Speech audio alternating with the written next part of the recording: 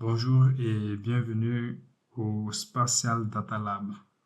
Aujourd'hui, nous allons faire un tutoriel sur comment calculer l'EVI.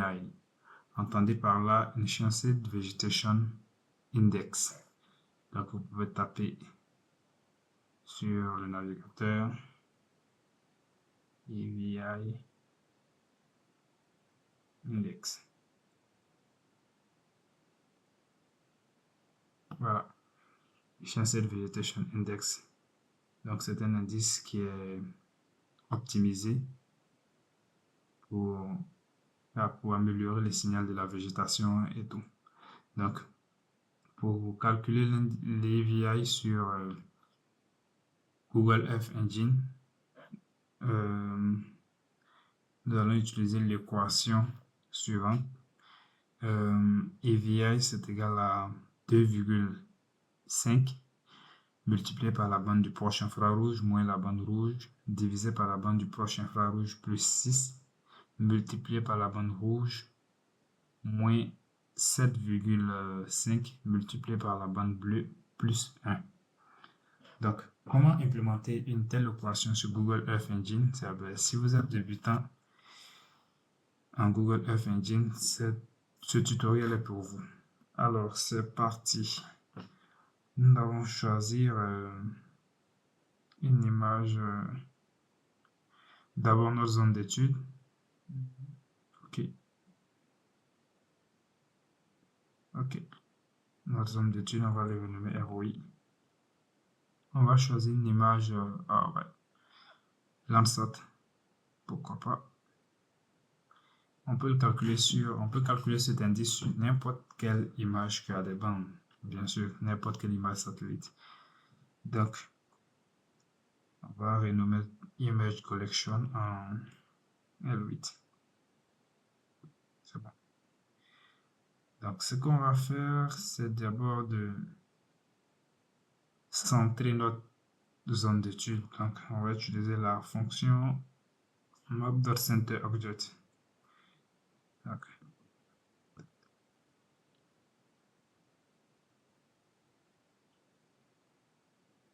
on va centrer notre objet qui est notre ORI avec un niveau de zoom de 8 si on veut. Ok, on voit que la carte s'est bien ajustée. Ensuite, on va filtrer notre image selon plusieurs paramètres que je vais vous montrer. On commence d'abord par créer une variable var, si on veut, image qui est égale à notre L8. Et le premier niveau de filtre, c'est le filter bound. Donc, filter bound. Le filter bound, c'est, j'utilise notre ROI. C'est une fonction qui permet de faire une intersection de l'image qui correspond à notre zone d'étude. Une intersection. Ensuite, nous allons faire le filter metadata.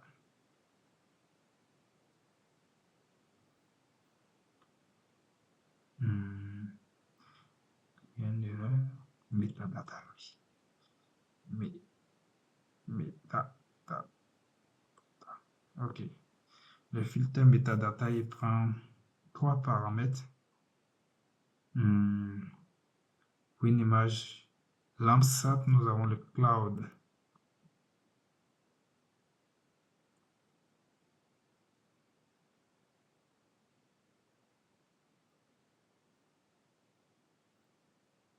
Le cloud cover. L'opérateur.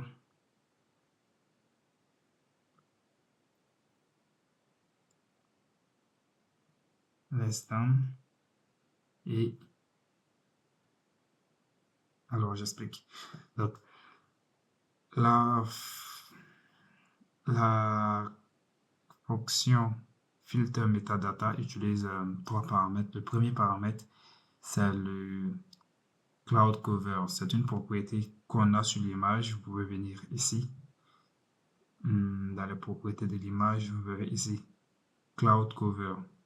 Ou peu importe l'image, normalement sur Google Earth Engine, il y a la partie Image Properties. Vous allez trouver la partie les propriétés qui correspondent aux métadonnées sur la couverture nuageuse. Nous, ici, on a Percentages Cloud Cover. Donc, le pourcentage de la couverture nuageuse comprise entre 0 et 100.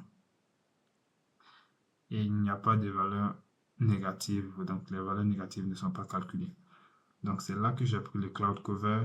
Et vu qu'on veut un Cloud Cover de moins de 10% ou de moins d'une valeur X, l'opérateur approprié, c'est less than, c'est-à-dire moins d'une valeur X et autres. Donc, nous, dans notre cas, on va utiliser less than 10, moins de 10%. Ensuite, on va utiliser la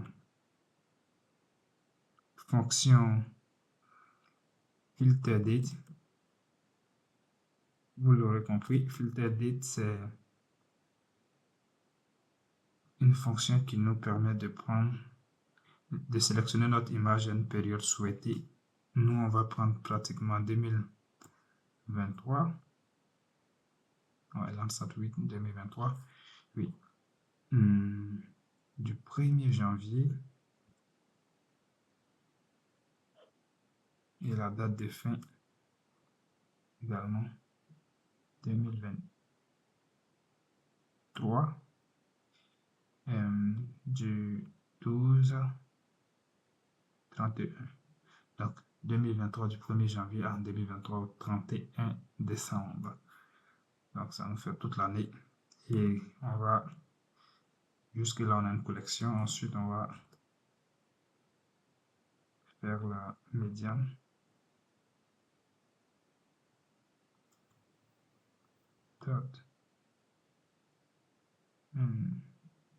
Médian.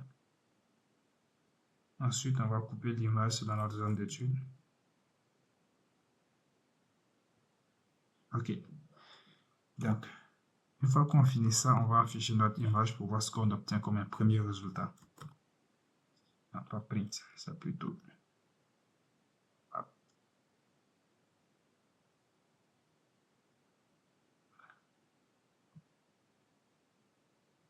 La commande map add layer nous permet d'afficher notre image. Donc, je prends premier paramètre,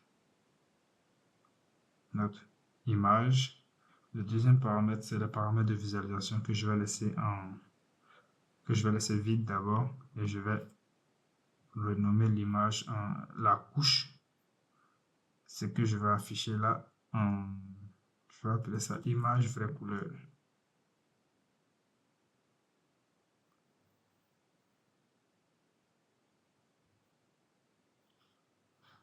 Ok, je lance.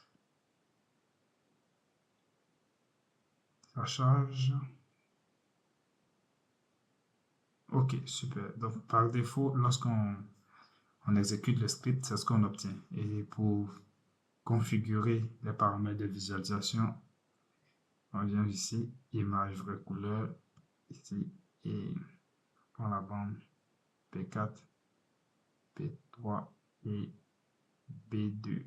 Et paramètres de visualisation, le stretch, 98%, et appliquer, on va voir ce que ça donne. Déjà, c'est pas mal. C'est vrai qu'il y a des bruits sur l'image, on voit les nuages et tout. Cela fera l'objet d'un autre tutoriel où je vous montrerai comment enlever les nuages sur une image satellite. Ok, là je remplace les paramètres de visualisation. Ok, donc déjà j'obtiens ça. C'est pas mal. Donc, maintenant nous allons procéder au calcul de notre AVI, notre indice. On commence toujours par créer une variable à travers le premier mot-clé c'est var, ensuite la variable qui va stocker notre image qui elle calcule l'AVI. Donc On va l'appeler EVI, ça peut être n'importe quel nom. Et on choisit l'image qui contient les bandes qu'on va sélectionner pour calculer notre EVI. Donc, image dot. On utilise la commande expression vu que c'est une équation. Il y a des commandes comme des fonctions comme normalize, difference qui sont déjà intégrées dans Google Earth Engine. Donc, ça c'est pour ce qui est déjà calé, mais pour les équations, on utilise l'expression, la commande expression. Et là, on a notre expression. Déjà ici, EVI, la fonction, l'expression est déjà bien écrite. Donc, oui, tout va bien. Sinon, on implémente progressivement la fonction nous-mêmes. Et là, tout est OK.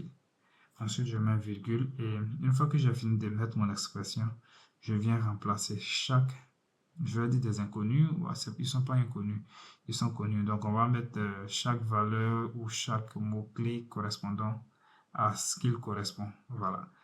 Donc, on va créer un dictionnaire. Dans notre dictionnaire, on va définir chaque mot ou chaque item à sa valeur. Voilà. Donc, on a near qui veut dire near infrared. Lui, à quoi est-ce qu'il correspond? Il correspond à notre bande, notre bande, notre bande P5. Ok, donc on met image dot hop, image dot select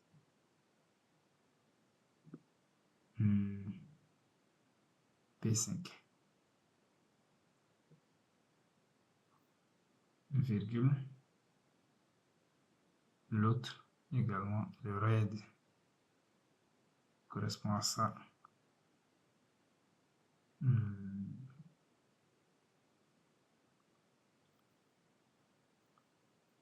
Image dot select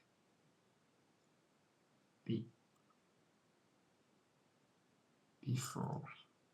Ok. Ensuite, notre bande bleue ici.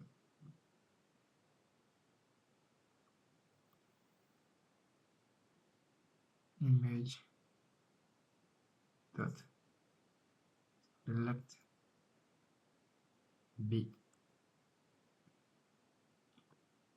B2.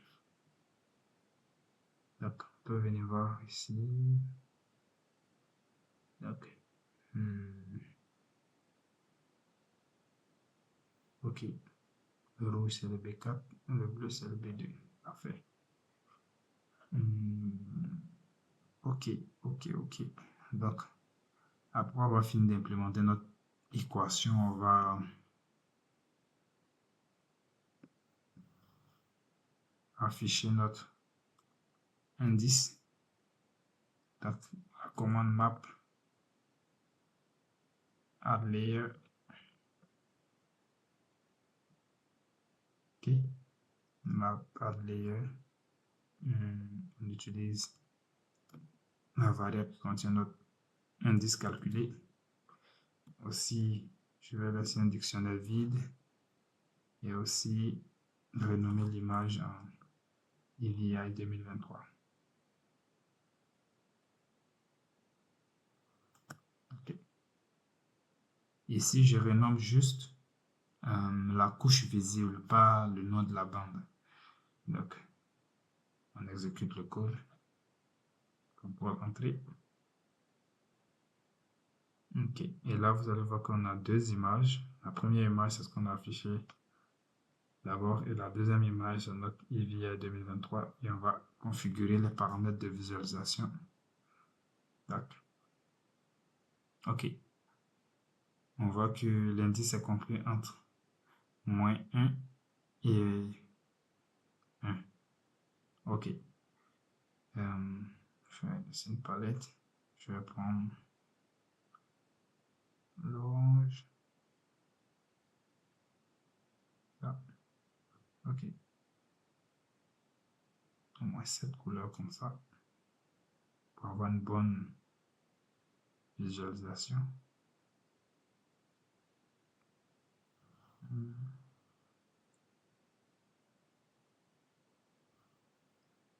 OK.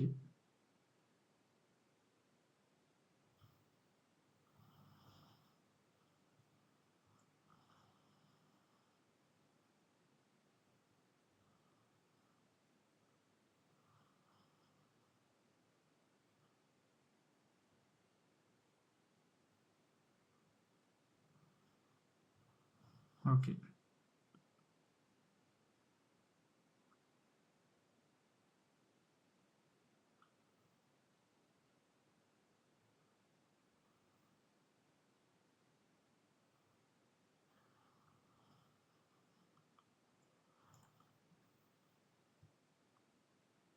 OK. Et donc, voici notre EVI ainsi calculé.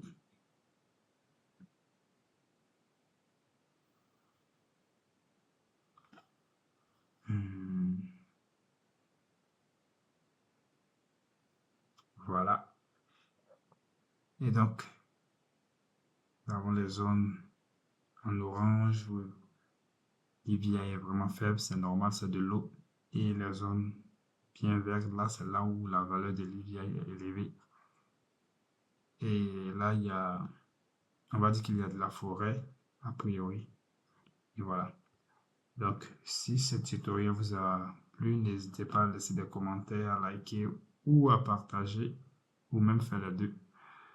Et voilà, s'il y a des indices que vous souhaitez calculer également, vous pouvez les laisser en commentaire. Je vais tenter de vous aider. Aussi, je compte faire des séries de formations sur Google Earth Engine pour les débutants. Donc, abonnez-vous pour plus d'informations et je vous tiens progressivement au courant. Allez, merci et à plus.